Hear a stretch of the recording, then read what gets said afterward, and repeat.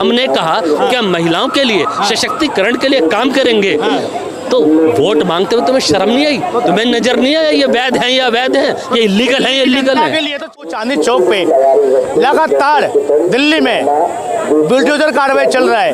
क्या दिल्ली की जनता ने इसलिए बीजेपी को दिल्ली में लेकर आई थी, विकास करेगी या फिर दिल्ली की जनता के जो घर है वो उजाड़ेगी? आजकल से इन्हीं मुद्दे बात कर रहे हैं से दिख रही है। सर क्या नाम हुआ आपका? संजय चौहान। बीजेपी को 4 महीने होने जा रहे हैं और लगातार दिल्ली की कई ऐसे जगह थी उनमें कार्रवाई चल रहा है बुलडोजर का, क्या लगता है आपको? अरे हाय हाय ये मजबूरी, ये मौसम और ये दूरी, हमें पल पल है तड़पाए, तेरी 100 दिन की सरकार बनी बुलडोजर से मकानों को ढाए, झुग्गियों को ढहाए।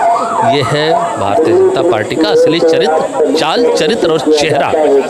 भारतीय जनता पार्टी ने जब दिल्ली में रहने वाले झुग्गी वालों से वोट मांगे लोकसभा चुनाव, विधानसभा चुनाव दिल्ली 2025 के अंदर, तब उन्होंने कहा कि आप हमें वोट दीजिए, जहाँ पे आपकी झुग्गी है हम आपको वहाँ पे मकान बना के देंगे।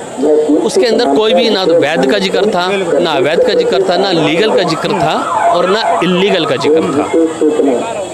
तो मैं बार बार आपसे यही कहना चाहता हूँ कि भारतीय जनता पार्टी उस समय पर कहाँ थी जब आप जाके रात को रात्रि प्रवास करते थे उन झुग्गियों के अंदर, उसको झुग्गियों में जाकर रात्रि प्रवास करते थे आप। ओ राम जी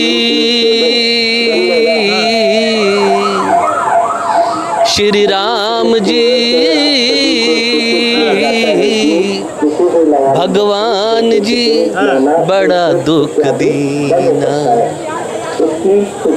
तेरे सिस्टम ने बड़ा दुख दीना, ये बसी बसाई और सजी सजाई, अरे कहाँ ये बसी बसाई और सजी सजाई, दिल्ली का सुख चैन छीना, ओ राम जी श्री राम जी हे भगवान जी इतना दुख हो गए, बड़ा दुख दीना, मेरे सिस्टम ने, इस पॉलिटिक्स ने गरीबों को बड़ा ही दुख। वो तो ये कह रहे हैं ना इलीगल जो जगह में बनाई गई जमीन वो तो उन पे कार्रवाई हो रहा है। ये इलीगल और लीगल की परिभाषा क्या है ये भारत के प्रधानमंत्री को भी बताना पड़ेगा और भारत के प्रधानमंत्री की भारतीय जनता पार्टी के मुख्यमंत्री को भी बताना पड़ेगा। क्या है इलीगल और क्या है लीगल, क्या परिभाषा है इसकी संविधान के अनुसार? जो जमीनें सरकार की वो तो लेंगी ना। सरकार का मतलब क्या है? सरकार किसकी है? सरकार चुनते कौन है? सरकार जनता की है, जनता जहाँ चाहे वहाँ रह सकती है। इलीगल जगह पे भी इलीगल का मतलब क्या है? जब तक इलीगल की डेफिनेशन आप पूरी तरह से सार्वजनिक नहीं करोगे तब तक हमें समझ में नहीं आएगा इलीगल क्या है और लीगल क्या है। ये बताइए, क्या गरीबों को जीने का अधिकार नहीं है? क्या गरीबों को शिक्षा लेने का अधिकार नहीं है? क्या गरीबों को चिकित्सा लेने का अधिकार नहीं है? क्या गरीबों को भोजन पानी लेने का अधिकार नहीं है?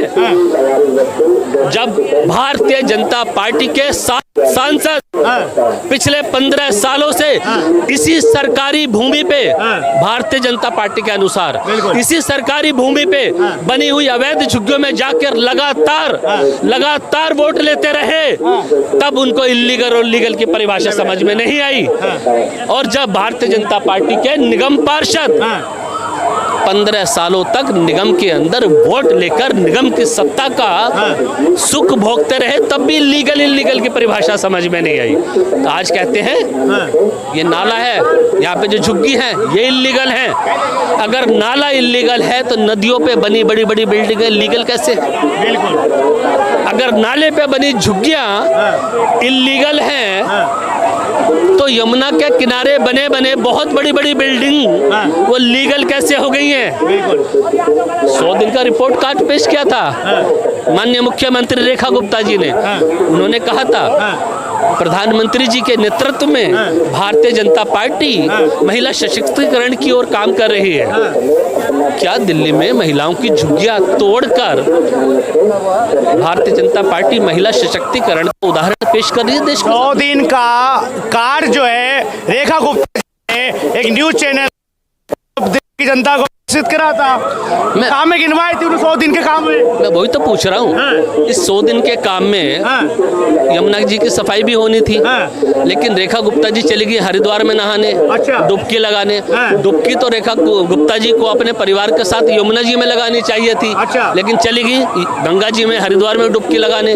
तो ये भारतीय जनता पार्टी का जो चाल चरित्र चेहरा है, ये दोहरा इनका चेहरा है। जब वोट इनको लेना होता है जनता से, तब ये भावनात्मक रूप से समाज के सामने आते हैं, ये वोट अपना बटोरते हैं, और उसके बाद जब इन्होंने वोट ले लिया तब ये मनमाना रवैया अपनाते हैं। मैं बार बार बोल रहा हूँ इस चीज को, आपने गरीबों की झुग्गियों को तोड़ा है। भारतीय जनता पार्टी ने गरीबों की हाय ली है।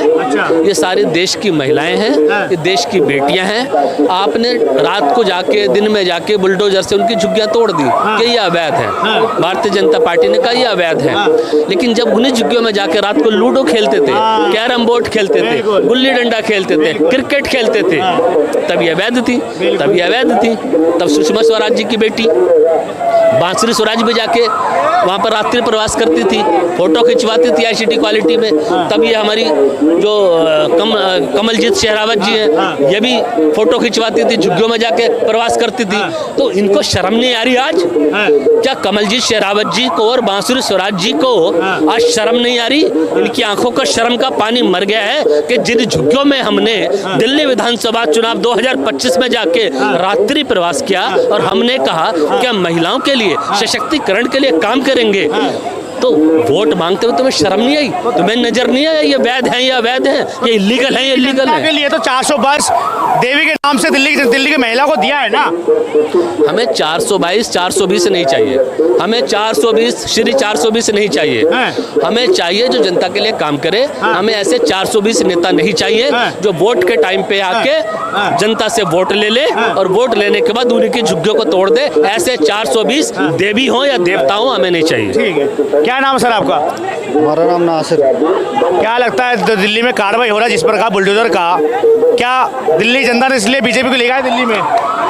बड़ी उम्मीदों से लाए बीजेपी को, लेकिन बीजेपी बिल्कुल गलत कर रही है। अब ये लोग कहाँ चले जाते हैं जब ये कनेक्शन कराते हैं, लाइटों के सारे सरकारी काम होते हैं, उस वक्त कहाँ चले जाते हैं? पहले उन चीज़ों में कार्रवाई होना नहीं चाहिए था। अगर ये अवैध हैं तो अवैध सारे सरकारी काम में होते हैं।